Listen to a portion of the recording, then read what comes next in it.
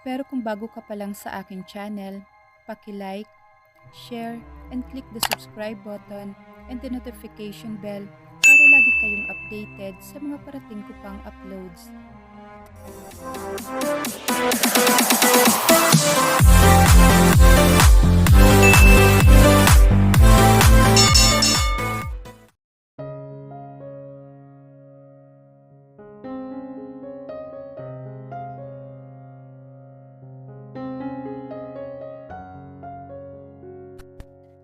Iniwan ko ang bulaklak sa opisina ni Tim bago ako umalis. Ayokong dalhin sa bahay o sa kahit na saan ang mga bagay na mula kay Rafael. Nag-text sa akin sa Emmanuel na susunduin niya ako sa harap ng building ng agency kung saan ako nagtatrabaho. Nang makalabas ako ng building ay nadatnan ko sina Emmanuel at Rafael na seryosong nag-uusap. Hindi muna ako lumapit sa kanila dahil ayokong makaistorbo. Hindi ko rin marinig kung anong pinag-uusapan nila dahil masyado akong malayo. Tinapik na Rafael ang balikat ni Emmanuel at kagad itong tinalikuran. Nakita ko naman na napabuntong hininga na lang si Emmanuel. Ano kaya yung pinag-usapan nila? I really want to know but I'm scared to ask. Nakangiti akong lumapit kay Emmanuel na ngayon ay kakaangat lang ng tingin. So, saan tayo pupunta? Bungad ko. Malalaman mo kung sasama ka sa akin. He's weird. What does it mean? Seryoso ang mga mata niyang nakatiting ngayon sa akin? Hindi ito ang Emmanuel na nakakausap at nakakasama ko araw-araw. Hindi na ako nakaalma pa nang hatakin niya ako papasok sa sasakyan. At habang nasa biyahe kami ay hindi ko maiwasang sumulyap sa seryosong mukha ni Emmanuel.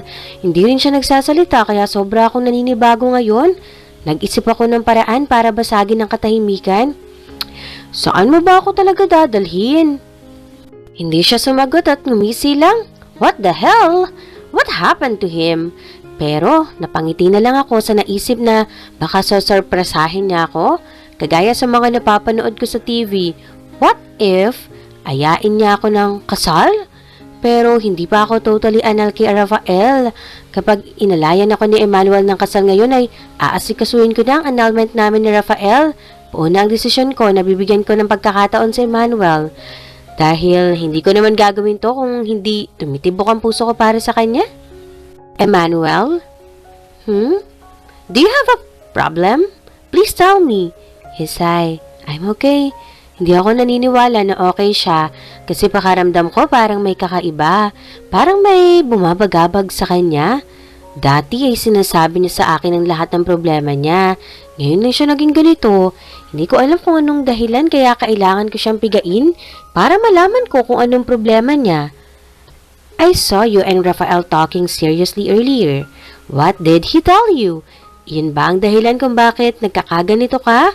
Do you love me, Emmanuel? He suddenly held my hand and he sighed again and again. Hindi naman kita inagaw sa kanya. Nagsimula ng manlambot ang boses niya. Pinabayaan kanya, Amara. Inayos kita ng buong buo.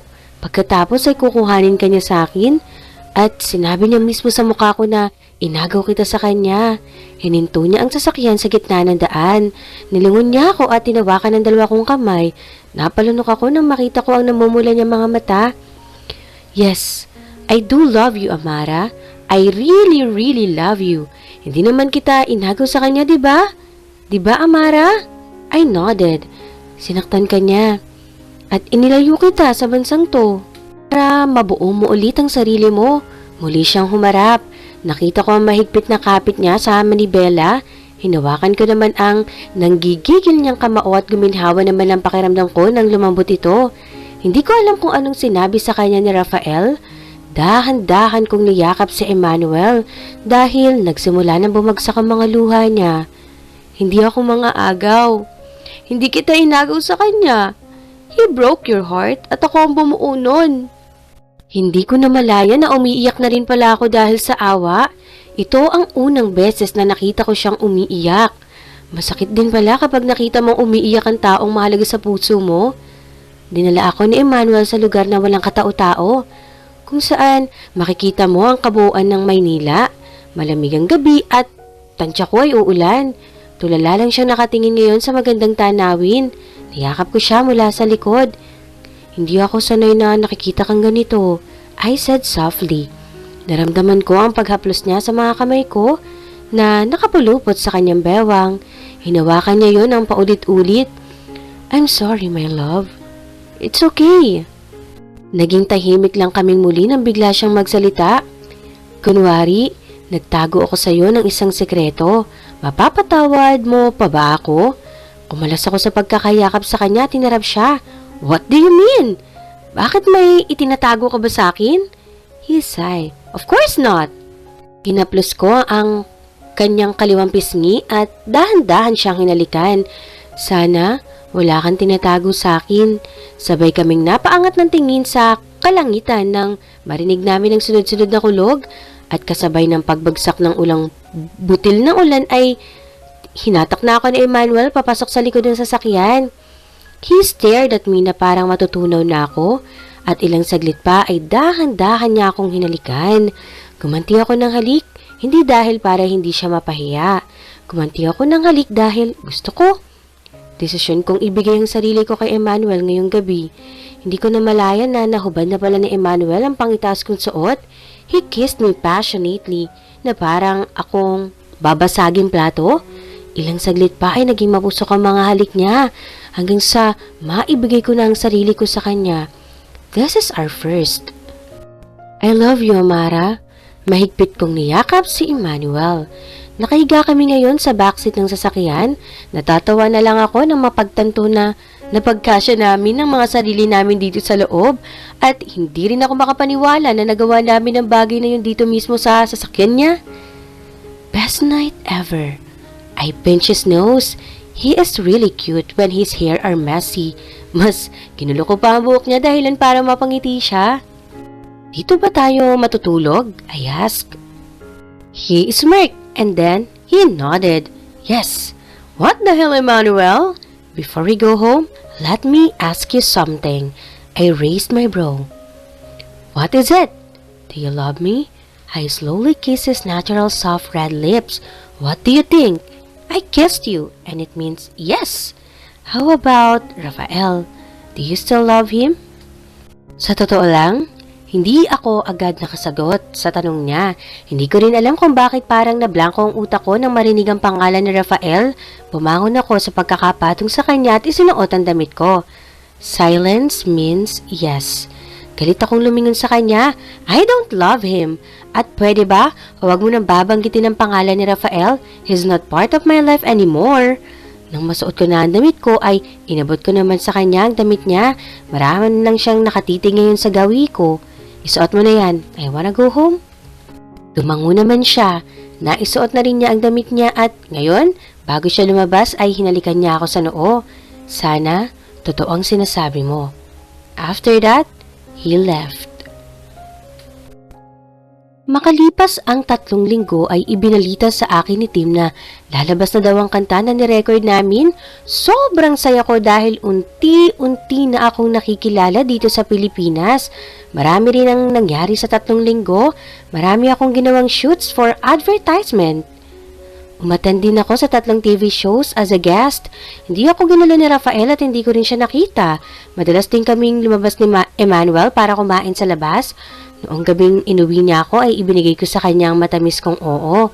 Yes, we're in a relationship na at dapat kailangan ko na nga sikasuhin ang annulment namin ni Rafael. Dumoble ang saya ko ngayong araw dahil may taong darating na matagal ko nang pinapahanap kay Emmanuel. Kahit na nasa loob ako ay rinig ko ang sigaw ni Tim mula sa labas. Dali-dali naman kaming lumabas ni Aster para tignan kung anong nangyayari. Mabilis naman ako napaatras na makitang si Elena. Kausap niya ngayon si Tim. She's really here. Thanks God! Bumalik ako sa loob at naupo. Wala naman akong work ngayon kaya maluwag ang schedule ko ngayong araw. Tanging si Glenda lang ang sagad sa trabaho ngayon. Si Vero naman ay nakipag-date sa isang modelo na taga-kabilang agency. Amara, ito na yata ang magiging makeup artist mo. Bungad ni Aster. You're right, Aster. Nagpaalam si Aster na aalis na dahil susunod siya kay Glenda. Mag-isa lang akong nakaupo ngayon dito at nakatingin sa salamin at ilang segundo lang ang lumipas nang napansin kong dahan-dahang bumukas ang pinto. Namuo ang luha sa mga mata ko nang iniluwani yun si Elena, bitbit ang isang maleta na naglalaman ng mga make-ups. Magandang araw po. Ako ang makeup artist nyo. Tumayo ako at dahan-dahan na lumingon sa kanya, kasabay ng pagbagsak ng mga luha ko. Amara! Gulat niyang sabi. I slowly walks approaches to her. Mabilis pa sa kidlat na niyakap ko siya. I miss you. I really miss my best friend. Hagulgul kong sabi. Naramdaman ko ang haplos niya sa likod ko. Umalas ako ng pagkahayakap sa kanya at iginaya ko siya sa paupo. Amara, you're really alive? Alive? Of course I am. Elena, alam kong huli na pero gusto ko lang mag-sorry sa nagawa ko sa iyo dati. Sana ay pinaniwalaan kita. Sorry kung hindi kita pinakinggan. Sorry kung nasaktan kita. Sorry.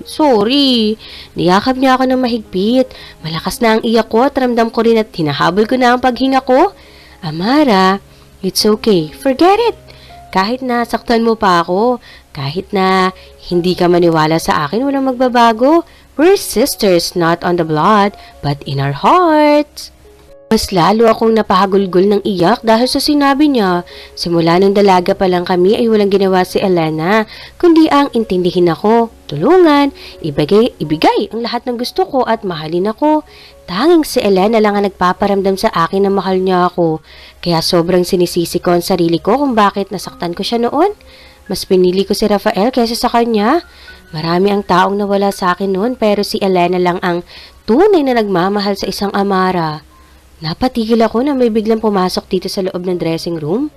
Nagtaka ako nang makita ang isang batang tumatakbo ngayon, papalapit sa gawin namin ni Elena. Mama! Niyakap ng bata si Elena. Elena, may anak ka na? Gulat kong tanong.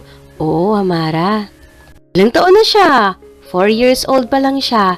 Napakute ng bata. Kulot ang buhok nito at naka-uniform pa. Hadi? I told you to wait for me outside. You didn't listen to mommy. Mama, sorry. Magaling na magsalita ang bata. Hindi ako makapaniwala sa nakikita ngayon at mas lalo akong hindi makapaniwala sa tinawag ni Elena sa anak niya. You call her Adi? She nodded habang pinagbubuntis ko siya. Ikaw ang nasa isip ko. Nilingon niya ang bata na ngayon ay abala sa paglalaro ng puzzle. Adi, say hi to your ninang. Ninang niya ako? Paano? Kahit wala ka, nilista kita, Amara. Ang sabi mo noong college tayo ay kapag nagkaanak ako ay dapat ikaw ang number 1 ninang. At kapag nagkaanak ka naman ay ako rin ang number 1 ninang. Wala na akong nasabi at niyakap na lang si Elena. Binuhat ko rin si Amara. Mabuti na lang at hindi umiiyak sa akin. Naging matagal ang pag-uusap namin ni Elena. Ikinwento niya sa akin lahat-lahat na nangyari sa kanya sa loob ng 6 years. Kinuwento niya rin sa akin kung paano sila nagkakilala ni Jano na siyang ama ng anak niya. Ikinuwento ko rin lahat sa kanya mga nangyari sa akin sa Thailand, kung paano ako naging isang sikat na model. Hindi ko maipaliwalag sa yung nararamdaman ko ngayon. Ang akala ko ay galit sa akin si Elena, ngunit nagkamali ako. Nung malaman ko na pinapahanap niya ako ay sobra akong nanlumo. Ipinahanap niya ako ng mahigit 5 buwan para maayos ang problema namin bilang magkaibigan. Bukod dun ay pinahanap niya rin ako para makadalo sa kasal niya at sa binyag ng anak niya. Ngunit hindi ko alam yun. All my profiles in Bangkok are secret and now, can believe na magkasama muli kami? Nang makabalik na kami ni Tim sa agency ay kagad ako napabagsak sa malapad na sopa sa loob ng opisina niya dahil sa pagod. Mamaya ay aalis pa ulit kami para umattend sa isang TV show.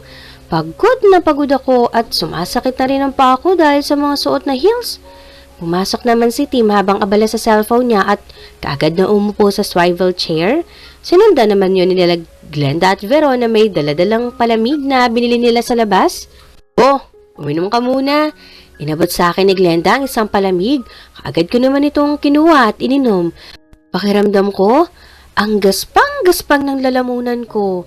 Dahil kanina pagkatapos namin mag-lunch ay hindi na ako nakainom ng tubig dahil sa pagmamadali.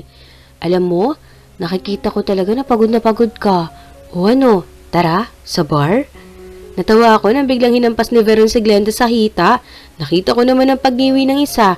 Alam mong pagod na nga si Amara. Tapos, aayain mo po na magbar. Pampawalang stress yun, Veron. Kunwari ka pa, gusto mo din naman. Who said na gusto ko? I need to rest dahil may photoshoot ako bukas. Tumayo si Glenda at pabalik-balik na naglalakad sa harap namin. We, ang dinig ko kasi, LQ daw kayo ng nilalandi mong bartender sa paboritong bar natin nila Amara. I turned at Veron and then I raised my brows. Veron bite her lip. Huwag ka maniwala sa kanya, Amara. Maniwala ka sa akin. Kung hindi ko pa nalaman hindi niya sasabihin sa atin. Isa kang fake friend, Veron. Hindi mo sinasabi sa amin ang kalandi ang ginagawa mo. Hinayaan ko silang magtalong dalawa dahil nakita kong may message ako galing kay Emmanuel. Hey love, igagala ko ngayon si Nami. Sama ka? He's talking about Nami, the daughter of Mary and Rafael. Nagtipa ako ng message para sa kanya. No love, marami akong gagawin. Kayo na lang, mag-iingat kayo ha. Hindi kailanman nagkwento si Emmanuel tungkol sa kapatid niya at sa anak nitong si Mary. Ayoko rin naman marinigan tungkol sa kanila. Mabait naman ako kay Nami. Hindi ko dinadami ang bata sa sama ng loob ko sa mami at daddy niya. At isa pa, tapos na rin naman kami ni Rafael. Di ba, Amara? Ha? Ganda-ganda mo, bingi ka? Alma ni Glenda. Hey, Glenda. She's texting Emmanuel, so shut up. Si Veron naman na kinakagat-kagat na ang straw ng milk tea. Basta, si Rafael ang manok ko. Marriage is marriage. Magsasalita pa sana ako nang biglang may kumatok at inuluwan yun si Aster na may daladala pang brush. Hello girls! Naglakad siya papalapit sa akin at may inabot na isang maliit na box. Ano to? Abay, hindi ko alam. Delivery yan eh. Inagaw sa akin ni Glenda ang maliit na box. Padala ata to sa'yo, Amara. Kinuha naman iyon ni Veron. Saka may ni Glenda at inamoy. Kahon pa lang ang bungo na. Glenda, hulaan mo kung anong laman nito. Ano pa ba, Eddie Protection? Malakas ko siya nahampas ng unan. Bastos ka? Tinanong niyo ako, diba? So, malamang sasagot ako. Kinuha ko na lang ang kahon sa tumatawag na si Veron at dahan-dahan na binuksan. Nangunot ang noo ko nang makita ang isang keychain. Nakita kong may nakasulat kaya agad kong kinuha ang keychain sa loob ng kahon para basahin. I am sorry for what I did when I temporarily forgot to act like a normal human. Kanino galing to? Ngayon ko lang din napansin na nasa tabi ko na pala si Glenda at Veron. Titig na titig sila sa hawak kong keychain. Bigay yun ng manok ko for sure. Paano ka nakakasiguro? Bakit mo tinatanong, Veron? Nakikita mo naman siguro yung salitang sorry for what I did, diba? Bakit ba ang sungit mo? Buntis ka ba? Tumayo ako at iniwan sila. Nagtungo kay Tim na abala ngayon sa pakikipag-usap sa telepono. Of course, bakit kung sasabihin ko bang oo, aayain mo na akong magpakasal? Napangiwi ako nang marinig ang sinabi ni Tim. Nakaupo lang ako ngayon sa harap niya habang tinititigan siya. Okay darling, I'll talk to you later. Bye. Nang ibaba na niya ang telepono ay matalim niya akong tinitigan. What's the matter? Is that Sir Nicky? Slowly nodded. She smiled a bit. Malakas ko namang hinampas ang lamesa para matauhan siya. Ano ba, Amara? Alam mo ba kung nasaan si Rafael? Hindi ko siya nakikita. Napayuko ako nang makita kong umisi si Tuval sa akin. Pinaglaruan niya rin ang ballpen na hawak niya. Alam ko na kung anong iniisip niya. Pwes, nagkakamali siya. Walang mali siya yun, nagtatanong lang ako kasi normal lang yun, di ba kasi company model kami nila? Of course, Amara my dear, normal lang naman na hanapin ng asawa. Nanlaki ang mga mata ko dahil sa narinig. Is she crazy? What the hell? Teka, bakit ko nga ba hinahanap sa kanya si Rafael? Na-issue tuloy ako. Tim is not like that. I don't care. By the way, kaya hindi mo nakikita si Rafael? I'm not interested dahil may business trip siya sa Spain kasama ang daddy niya. Pero nakauwi na siya ngayon. Kasama ba talaga niya si Papa o si Mary? Tahimik kami pareho nang tumunog ang cellphone ko. I received a message from a unknown number. I quickly opened the message and I slowly bite my lips when I saw the message. Already received my gift? It's from Rafael. Muli kong tinignan ang keychain na natanggap ko. So, galing to sa kanya? Parang may iba akong naramdaman na malamang nakatanggap ako ng regalo galing kay Rafael. This is not right. Sumapit ang gabi at nandito pa rin ako sa agency nag-e-ensayo ng paglalakad. There is an upcoming fashion show in Paris. Nakatanggap ako ng invitation kasama si Glenda at Veron, ngunit tumanggi si Veron na sumama dahil may aasakasuhan siya sa araw na yon. Kaya kami lang ni Glenda at team ang pupunta sa Paris. This week, gaganapin ang fashion show. Halos 3 oras na ako nag-e-ensayo. Hindi ko na malayan na inabot na pala ako ng alas 8 ng gabi. Kaya pala nakakaramdam na ako ng gutom. Napagpasyahan ko ng umuwi dahil pagod na rin naman ako. Nang makalabas na ako ng agency ay kaagad na akong pumara ng taxi. Hindi ko nadala ang sasakyan ko dahil kaninang umaga ay inihatid naman ako ni Emmanuel. Ilang minuto pa akong nakatayo dito nang mapansin ko ang isang itim na van na huminto sa harap ko. Kaagad ako napaatras na may lumabas na isang lalaking nakaitim. Hinigit niya ang braso ko papasok sa loob ng sasakyan. Sinubukan kong tumiling ngunit may inilagay siyang panyo sa bunganga ko, dahilan para mawalan ako ng malay. Limpungatan ako dahil sa lamig na dumadapo sa katawan ko. Dahan-dahan akong bumangon at inilibot ang paningin sa kabuuan ng lugar. Sobrang lambot ng hinihigaan kong kulay puting kama. Naalala ko na persahan akong ipinasok ng isang lalaki sa itim na van. Kaagad kong hinanap ang cellphone ko para tawagan si Emmanuel. Ngunit nabigo ako kahit na ang bag ko ay wala dito. But wait, nakidnap ako diba? Pero bakit nandito ako? Ngayon ko lang rin napansin na nakatali ang 2 paa ko. May tali din ang bawat kamay ko. Mahaba nga lang kaya nagawa kong bumangon. Help! Sigaw ko. Sobrang lamig. Naka-full pa ang aircon. Hindi pamilyar sa akin ang lugar. Ano to? Hotel? What the hell? Tiningnan ko ang katawan ko kung may damit ba. Nakahinga naman ako ng maluwag na kumpleto naman ang suot ko. Tulong! Pakawalan mo ako dito! Ipapapulis kita! Walang may nagsalita. Ibalik mo yung cellphone ko! Yumuko ako para maghanap ng paraan kung paano ako makakaalis dito nang biglang bumukas ang pinto. Nanlaki ang mga mata ko nang iniluwan yun si Rafael. He's wearing a black pants, black long sleeves, black shoes, at may hawak din siyang itim na bonnet. Ikaw ang kumidnap sa akin? Galit kong tanong. At dahan-dahan siyang umupo sa kama. Magkaharap na kami ngayon. Nakikita ko rin ang pawis sa noo niya. Teka, bakit siya pinagpapawisan na gabi na? Pakawalan mo ako dito, Rafael. Kung hindi, ipapapulis kita. Pagbabanta ko ngunit ngumisi lang siya. Pwede mo naman i-report sa akin. Graduate naman ako ng BSCJ. Giniwian ko siya. Nagyayabang ba siya sa akin? Oo, alam kong 2 kurso ang natapos niya at aminado naman akong matalino siya. Eh ano ngayon, Rafael? Nagyayabang ka ba? I swallowed when he bit his lips while raising his brows. Nope, I'm just saying. Uuwi na ako. Hindi pwede. At bakit? I miss you. Please stay here kahit isang gabi lang, Amara. Hindi ko alam kung bakit nakakaramdam ako ng awa ngayon kay Rafael. This is not right. Yes, asawa ko pa rin siya pero sa papel na lang yon. Hahanapin ako ni Emmanuel. Ilang linggo lang ako nawala. Nakipagrelasyon ka na kay Emmanuel? He suddenly said, alam kong nasaktan kita dati, Amara, pero mas nasasaktan ako ngayon dahil hindi mo man lang ako binigyan ng pagkakataon na linawin ang lahat. Hinintay kita. Mahigit 6 na taon dahil nagbabaka sakali ako maayos ko pa ang maling nagawa ko. Nasasaktan ako dahil hindi kita iningatan nung mga panahon na nandito ka pa sa tabi ko. Nasasaktan ako na malaman ko na may namamagitan sa inyo ni Emmanuel. Nilingon niya ako at dahan-dahan na lumapit sa gawi ko. Dinala kita dito sa lugar na pagmamay-ari mo. Muli kong nilibot ang tingin ko. Dumapo ang paningin ko sa may beranda kung saan kitang-kita ang malawak na karagatan. Wait! Anong lugar to? This is your resort, Amara? Nanlaki ang mga mata ko. Nasa Batanes tayo? Gulat kong tanong. He nodded. May hiling sana ako. What is it? Tinitigan niya ako gamit ang malulumay niyang mga mata. Kahit ngayong gabi lang, maaari mo ba akong yakapin?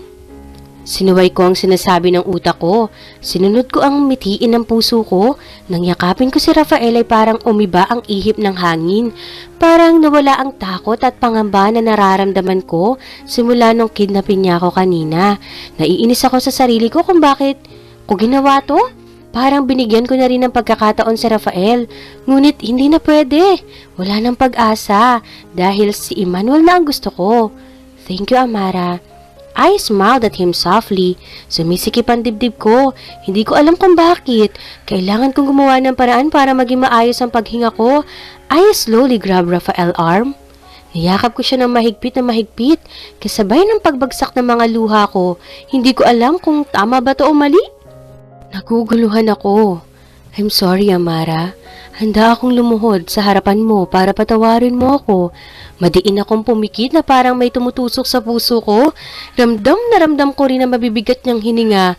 Wala kaming relasyon ni Mary. Ikaw ang mahal ko, Amara. Ikaw lang. Sabi niya habang magkayakap pa rin kami. Diretso lang ang tingin ko sa labas ng veranda kung saan makikita mo ang iilang puno ng buko at mga maalo na dagat. Maliwanag na maliwanag sa labas dahil sa mga ilaw sa paligid. Wala kayong relasyon pero may anak kayo, Rafael. Hindi yun sa akin, Amara. Bigla siyang kumala sa pagkakayakap ko at marahan akong tinitigan. Kung magkakaanak man ako, gusto ko sa'yo lang. Ikaw ang gusto kong maging ina ng mga anak ko. Teka, paanong... Nami is not mine. He sighed. Mary is a victim of rape by her father. Gulat akong napatingin sa kanya. What? Nagbunga ang panggagahasa ng ama niya sa kanya. She was raped 4 times, Amara, at kaming 4 lang ang nakakaalam nun. Silang 4. I raised my brow. Her mother and Emmanuel. Napatakip ako sa bibig ko dahil sa nalaman ko. So, simulat sa pool, alam na pala ni Emmanuel ang lahat? Walang kahit ano siyang sinabi sa akin bukod sa magkapatid sila ni Mary. Mahigit 6 na taon kaming may komunikasyon, pero hindi man lang siya nag-abala na sabihin sa akin ang lahat. Kung gayon, nagkamali ako. Sobrang maling-mali ako. Hindi ako kaagad nakapagsalita dahil sa nalaman ko. Naramdaman kong hinawakan ni Rafael ang kamay ko. Tinitigan ko naman na magkahawak naming kamay. Nasaan sila? Bumalik na sila sa China last week. May kinuha siyang sobre sa maliit na table dito, banda sa kama. Inabot ito sa akin ni Rafael at kagad ko namang tinanggap. Ano to? Open it. Sinunod ko ang sinabi niya. Binuksan ko ang sobre at dahan-dahan na kinuha ang letter sa loob. To Amara. First of all, I wanted to say sorry for making a trouble of your marriage. Hindi ko sinasadya.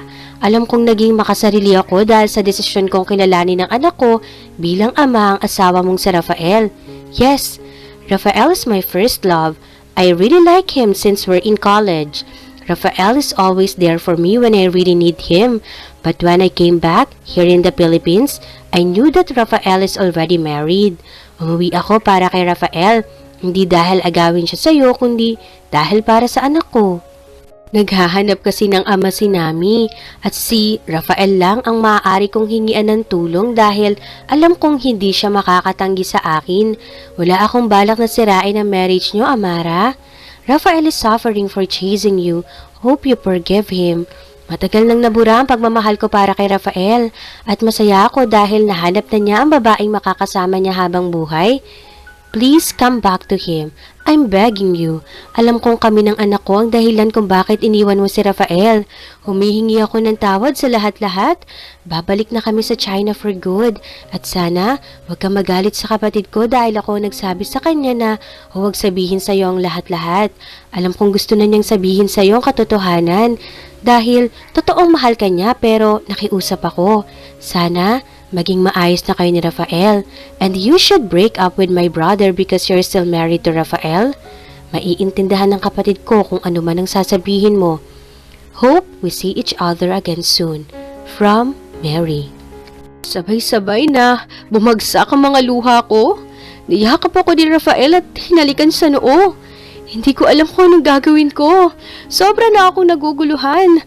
Gusto kong magalit kay Emmanuel dahil itinago niya lahat ng katotohanan sa akin. Ngunit nang mabasa ko ang liham ni Mary ay hindi ko na kayang magalit pa sa kahit na sino. Para akong cotton candy na biglang natunaw nang malaman ng katotohanan. Nagkamali ako.